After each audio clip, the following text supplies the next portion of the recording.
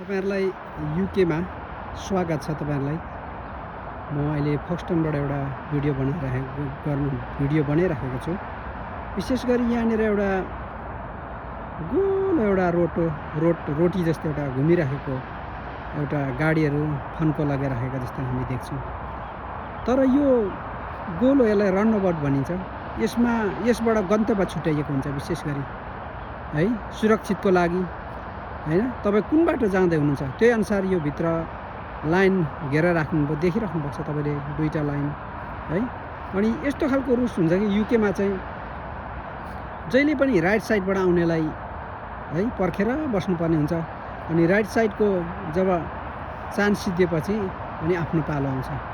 त्यसकारणले गर्दा right hand भएको देश हो यो है।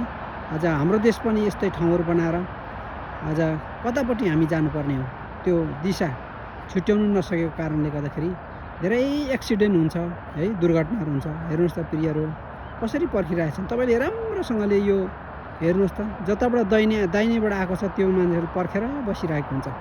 अनि त्यसपछि उनीहरू गइसकेपछि मात्र उनीहरूले चान्स पाउँछ प्रियहरू।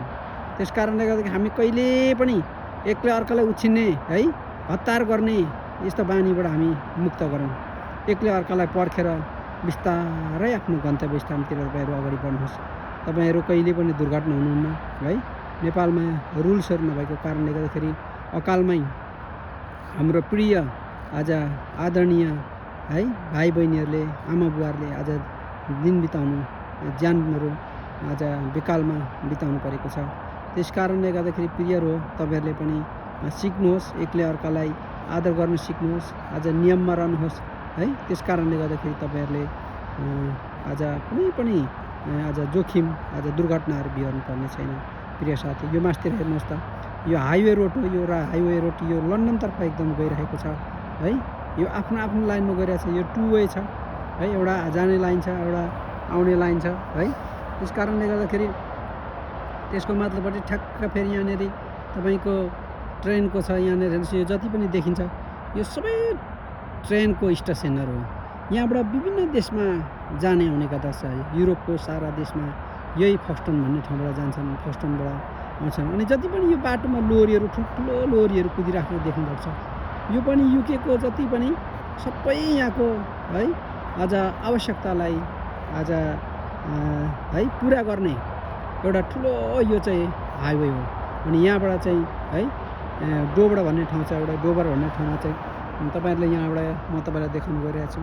यो पानी जहाज यो समुद्रमा देखिराख्नु भएको छ तपाईले। आज यो पानी जहाजबाट चाहिँ यहाँ डोबर भन्ने ठाउँमा चाहिँ ठुलो जहाजहरू आउँछ। पानी जहाजहरू बोटहरू तिनीहरूले चाहिँ 50 वटा 60 वटा 100 वटा 200 वटा आज लोरीहरू चाहिँ ल्याएर आएको हुन्छ। त्यस पछाडि त्यहाँनिर छोडिदिएको हुन्छ। अनि ती लोरीहरू चाहिँ त्यहाँबाट निस्केर यसरी कुद्ने गर्दछ। अनि यो ठाउँबाट सबै सारा आज युकेवासी इङ्ल्यान्डवासीहरूले चाहिँ यहाँको आपूर्ति पुरा गर्नको निम्ति चाहिँ यसरी लोरीहरूले यो इङ्ल्यान्डभरिलाई चाहिँ यही बाटोले चाहिँ आज धानेको कुरा तपाईँलाई सहज जानकारी गराउन चाहन्छु प्रियहरू। त्यसकारणले हामीले कहिले पनि हतार नगरौँ है। हामीले एकले अर्कालाई उछिन्ने काम नगरौँ। त्यसकारणले गर्दाखेरि हामीले एकले अर्कालाई पर्खेर जानुपर्छ। एकले अर्कालाई कहिले पनि हामीले हेला गर्नुहुन्न है। हामीले त्यसकारणले गर्दाखेरि प्रियहरू आज हामीले है एकले अर्काको दुःखलाई जानेर बुझेर हामीले हैन आज बुझ्नुपर्ने अवस्था हुन्छ। त्यसकारणले गर्दाखेरि मात्रै आज देशमा उन्नति प्रगति आज हुन सक्छ प्रियहरू हो। त्यसकारणले आज यो ठाउँमा युके ठाउँमा बसेर मैले धेरै कुराहरू म हेर्छु। सबै एकदम राइट प्रकारले चलिरहेको हुन्छन् है। आज यहाँनिर हेर्नुहोस् त समुद्र जस्तो यो 24 घण्टा यस्तै गाडी कुदिरहेको हुन्छन् यो रोडमा है। त्यो कारण र पनि यो दुर्घटनाहरू प्रायः जस्तो भएको देखिँदैन है। महिनामा कहिले काहीँ झुकुलपुकुलमा दुर्घटना हुँदछ है। तर यस्तो यो हाइवेमा चाहिँ दुर्घटना भयो भने चाहिँ ठुलो क्षति गर्नुपर्ने हुन्छ।